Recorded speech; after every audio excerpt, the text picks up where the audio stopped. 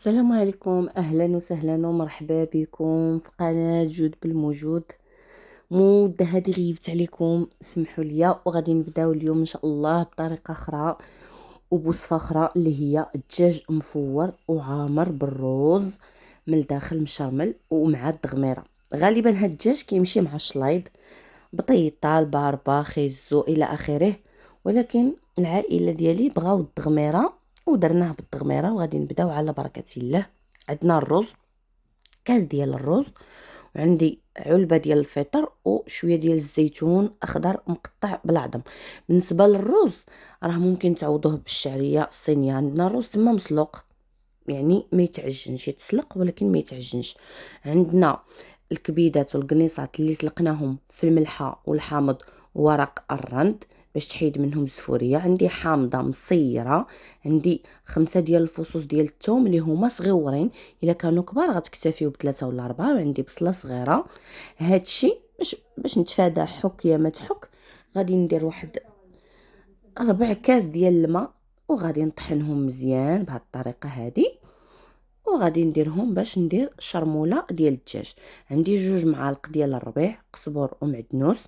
عندي غادي ندير الملحه ما تكتروش منها لانه الدجاج عندي تما 2 دجاجات راهم مغسولين مزيان بالملحه والحامض وسكينجبير، يعني ما تكتروش الملحه باش ما يجيكمش الدجاج مالح بزاف. غادي نديرو سكينجبير راه كيشكر الدجاج، كنغسلوه بسكينجبير وكنديرو سكينجبير في الشرموله معلقه كبيره. وغادي نديرو معلقه كبيره ديال الخرقوم البلدي. وغادي نديرو راس معلقه ديال الابزار. دائما البزار قللوا منه قد ما قدرتو. عندي هنا العطريه ديال الدجاج اللي تيطحنها لي العطار على يدو. وعندي هنا قعقله وبسيبيسه وبديانه ب3. هادو كنطحن شوي بشوي، كنجيبهم وكنديرهم في الفريغو وكنبقى نطحن غير كميه بكميه. عندي تقريبا معلقه صغيره ما عامراش. عندي هنا السمن، معلقه ديال السمن ما يكونش حار. وغادي ندير 2 ضويمات ديال الزعفران. عندي 2 دجاجات كبار شويه. وغادي ندير يدي كيولاو. عندي هنايا كاس درت فيه الزعفران الحر، غادي ندير نصف الكميه، غير النصف. والنصف الاخر غادي تشوفوا شنو غادي ندير به. غنمشيو حاجه بحاجه. غادي نخلط ديك الشرموله مزيان بهذه الطريقه هذه كما كتشوفوا. كنحاول يعني داك السمن كنضربو مع الجنيبات ديال الاناء ديالي باش يكون مزيان. هاد الشرموله غادي نقسموها على 3. غادي نديرو واحد 3 د المعالق في هذاك الرز. وغادي نضيفو على الرز واحد راس المعلقه ديال السودانيه. تقدروا تعوضوا الرز بالشعريه الصينيه الا بغيتوها. وغادي نديرو واحد الكميه في هذوك الكبيدات والقنيصات، يعني في الشرموله. وغادي نديرو او في التغميره. وغادي الماء باقي غادي ندغمرو به الدجاج ديالنا او غادي نشرملو به الدجاج ديالنا. غادي نخدم بيدي بصراحه الله. الدجاج ما كنعرفش نخدمو بالليكات، كنحس براسي ما خدمتوش. كما كتشوفوا غادي نشرملها بهذه الطريقه. وكنحاول ندخل شرموله مزيان ما بين الجلده وما بين الحيمات هكا. كما كتشوفوا الدجاج مغسول مزيان. الدجاج كيشكروا انه يكون بيت في الحامض والملحه وسكينجبير ومنقي ومغسول مزيان. غادي نجيب واحد الموس وغادي نتك هكايا الصدر لانهم دجاجات شويه كبارين باش كتدخل ديك الشرموله في اللحم وما كيجيش داك الصدر داير. اغلبيه كياكلوا غير الفخذ وكيخليو الصدر. هاد الدجاج هذا كله ما بقى فيه حتى شي حاجه، كلاوه بواحد الطريقه حماقوا عليه وكيحماقوا عليه. العرس ديالهم والنهار ديالهم اللي غيكونوا فيه فرحانين هو فاش يكون هاد الدجاج هذا صافي. وهاد شي شويه شرموله اللي بقى غادي نضيف عليه معلقه صغيره ديال صوص صوجا اختياريه. الا ما توفرتش عندكم راه ماشي مشكل، ماشي ضروريه.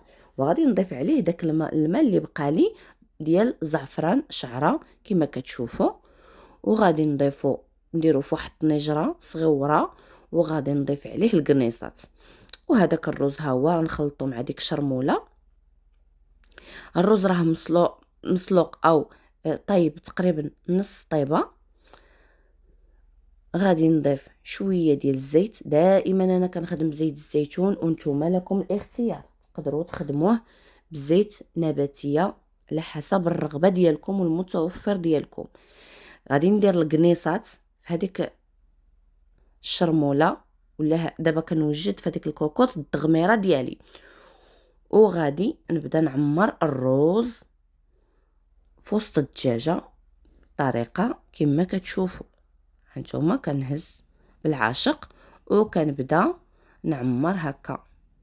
حاولوا ما تعمروهاش بزاف باش ما تطرطقش لكم، ولكن مهم يعني ما تعمروش ودكسوا لداخل. غادي مع الاسف ما توفرش عندي الخيط ديال الطبخ، غادي نقضي بالبلاستيك الغذائي، بين قوسين تيقولوا ماشي صحي ولكن هو اللي متوفر. غادي نجمع هادوك الجنيبات بهذاك الكوردون او هذاك العويدات، لحقاش حنا سبحان الله العظيم في المغرب كنلاحظ باللي كيعطيونا الدجاج وديما تتكون فيه ديك الجليده اللي كندخلوا فيها الرجلين. هنا كيجيبوا لينا الدجاج هكاك من عند الجزار، تلقاه مقطع هكاك. صافي كما كتشوفوا جمعتها بدوك العويدات. غنحط هذاك الومنيوم باش ما يوسخليش البوطاجي. هاد الفخيط زدتو على حساب ولدي، لانه ولدي ما كيبغيش يتسنى تيتجمعوا، تيبقى يغوت ماما فيا الجوع ماما فيا الجوع. دائما تندير واحد الفخيط زايد باش غير كيبدا يغوت كنعطيله هو ياكل، واخا ما يتسناش، يعني باش ما نخسرش هذيك التقطيعه ديال الدجاجه. وصافي انتوما كما كتشوفوا كنحاولوا نجمعوها هكايا بعويدات ديال السنان عند هكا. غادي تشوفوا علاش كنجمعوها باش ما كيتشتتش داك الروز حتى كيطيب حتى كطيب. هذا باش كنحيدهم. كنجمع لها الرجيلات. بالنسبه للمبتدئات راه كلشي كيعرف زعما يجمع الدجاجه، ولكن بالنسبه اللي ما عمرها ما طيبات الدجاج اول مره، زعما هاد المراحل تيكونوا مهمين. بالنسبه لاول مره تيكونوا مهمين. كنزديو هذاك الفخط مع ديك الطلعه ديال الضلوع، ها نتوما شفتوها. وكنجمع هذاك اللور هكا ديال الدجاجه، كنجمع داك الخلف اللي مورا الرجيلات باش ما كيتشتتليش الروز في البرمه. وكنحطها في البرمه هانتوما، كنخليها هكا مجموعه مكمده وكنحطها على صدرها. دائما كنحطوا الدجاجه على صدرها. وهذيك البرمه ديالنا، هذيك الشرموله اللي بقات غادي نوريكم هذاك الماء اش غنديروا به. هذيك البرمه تنديروا فيها الحامض ولا مطيشه باش ما كتكحلش لينا. وكنغلفوا هذيك الدجاجه بورق الفرن، وكنعاودوا نغلفوها بالالومنيوم. ما كنديروش ورق الالومنيوم مباشره فوق الدجاج، ماشي صحي. كنحاولوا ما امكن نديروا ليه في جهدنا باش نتفاداو الحوايج اللي ماشي صحيين. ومن الاخر راه الحافظ الله. صافي وكنديروها فوق البوطه، وكنجيو ندوزو شرموله ديالنا او كنوجدوها التغميره ديالنا. عفوا، عندي البصله، عندي كميه كبيره د البصله. بالنسبه للبصله راه اختياريه، اللي تيبغي ديك التغميره ثقيله وعامره غيدير البصله بزاف. اللي تيبغي ديك التغميره اللي تتبان فيها غير الزويته وديك المريقه خفيفه راه غيدير غير بصيله وحده كافيه. يعني هذه كتبقى مساله اختياريه. من بعد ما دوك القنيصات سدينا عليهم 10 ديال الدقائق، من بعد ما لا عفوا غادي نسدو على القنيصات مع البصله 10 ديال الدقائق. واللي بغى يدغمرها هكاك ما يسدش عليها غادي يخليها طيب على خاطرها. الا عندكم الوقت غتخليوها طيب على خاطرها. دائما نار مهيله باش ما تلصقش. هانتوما شوفوا زدت واحد شويه د البزار، شويه د سكينجبير، واحد شويه ديال الخرقوم البلدي، وغادي نسد عليهم بحال هكا. كنخليو شي شويه حتى كتطلق ديك البصيله الماء ديالها، وما تجهدوش عليها. علاش؟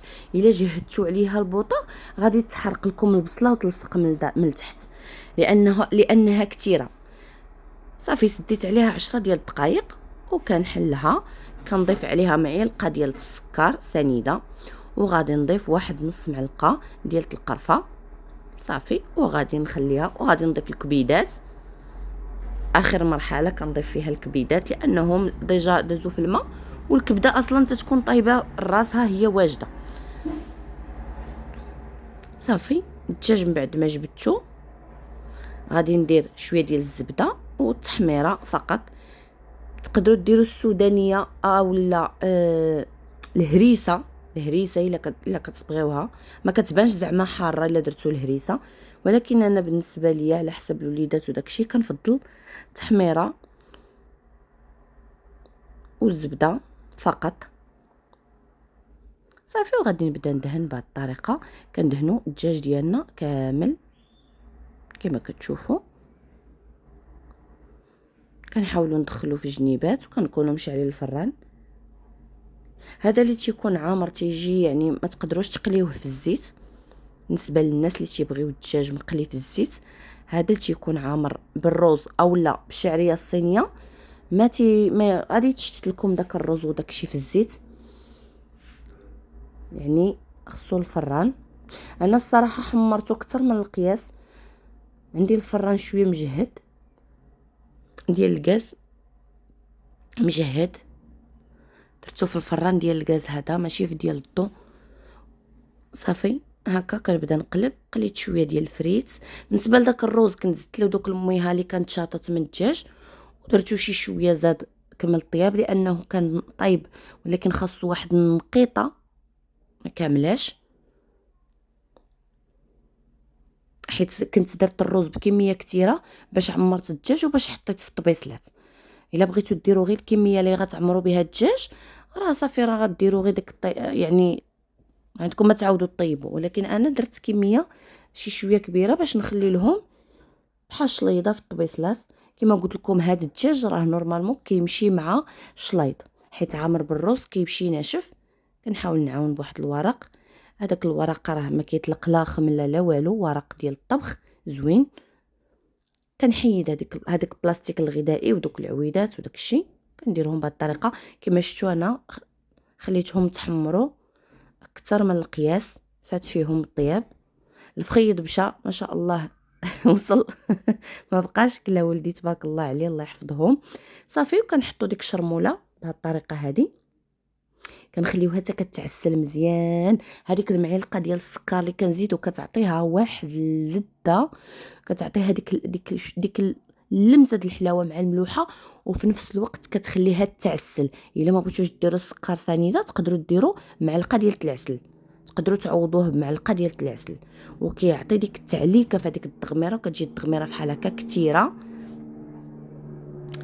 هكا. كنحاولوا نصحوا شويه واخا غير العائله اللي كاينه، زعما ماشي. تقدروا الا بغيتوا ديروا مثلا هاد التغميره في الليفات وديروا معاه شليضه مع الدجاج ممكن. نضيف شويه ديال الزيتون اللي رقدته من قبل في الماء طايب، زيتون بالعظم كنرقدوه في الماء طايب، ما كنديروش مع المرقه لانه تيكون مالح وغادي يملح لي المرق. هذيك الدغميره ديالي غادي يطلق فيها الملوحه.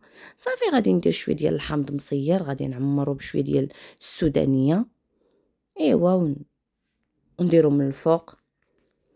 صافي تذوقوا بالطريقه اللي بغيتو. انا ديما كنمشي للبساطه. هو داك الروز اللي قلت لكم انتم، هاد التغميره كتجي خطيره. هذا الروز اللي قلت لكم عاودت له طياب شويه، قليت لهم شويه الفريتس، وهذا هو غدانا.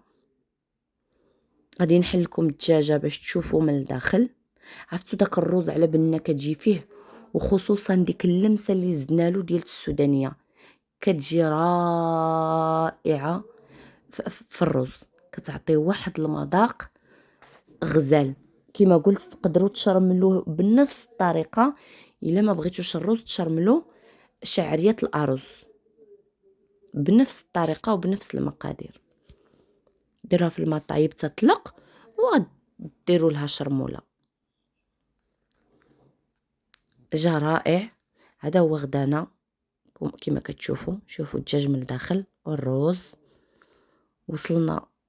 شوفوا الدجاج والرز رائع. وصلت معكم لنهايه الفيديو، كنتمنى تجربوها وبصحه وراحه. الى فيديو قادم وصفه جديده ان شاء الله.